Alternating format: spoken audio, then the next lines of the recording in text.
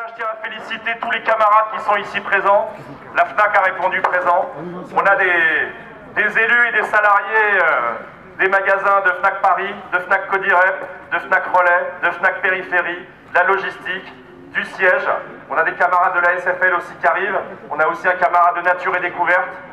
Donc voilà, l'objectif aujourd'hui, il est clair. C'est d'envoyer un signal à la direction, un signal aux salariés. Ici, on est tous convaincus. On sait pourquoi est-ce qu'on est là. Les résultats du groupe sont exceptionnels, ils sont très bons.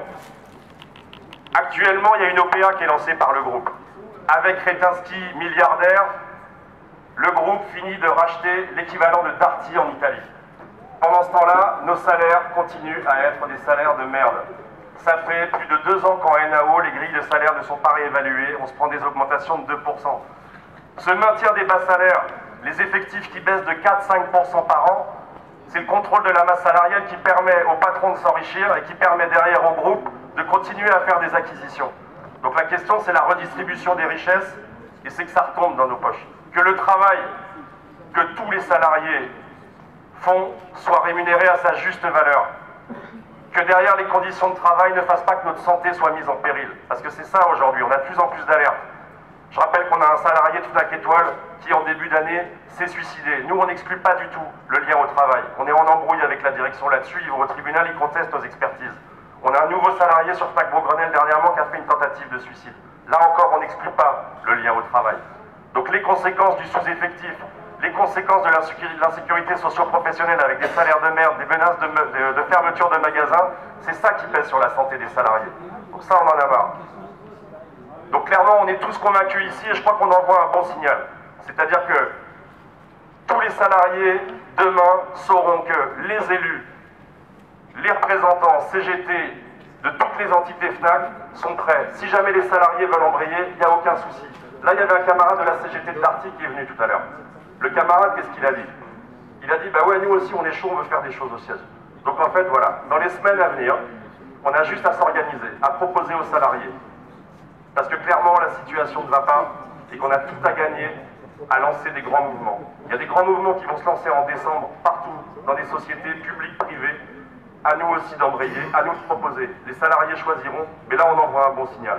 Donc en tout cas, voilà, moi je tiens à féliciter les uns et les autres du signal envoyé. C'est l'avant-garde aujourd'hui. Et après, il faut juste que ça embraye.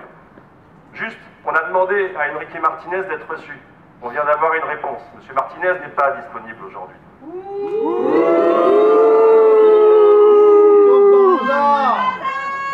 L'un des RH du groupe nous dit, mais en fait, les questions que vous posez, les problématiques, mais on les traite régulièrement en CSE, on les traitera demain au comité de groupe, donc on vous y apportera des réponses, etc.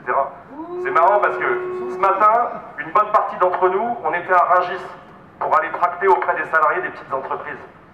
Il y avait Sophie Binet, secrétaire générale de la CGT, mais il y avait aussi en fait le patron de Rungis. Et lui, il est venu, il a pris la parole devant 500 militants CGT. Il a dit, ouais, il y a des choses à faire, et on discute avec la CGT. Et on parle d'instaurer des 13e mois, et on parle d'instaurer des instances CSE, on parle de mettre des ASC au profit des salariés des petites entreprises, etc. Donc il y a des patrons, en fait, qui ne refusent pas le dialogue, ne se soustraient pas quand on vient.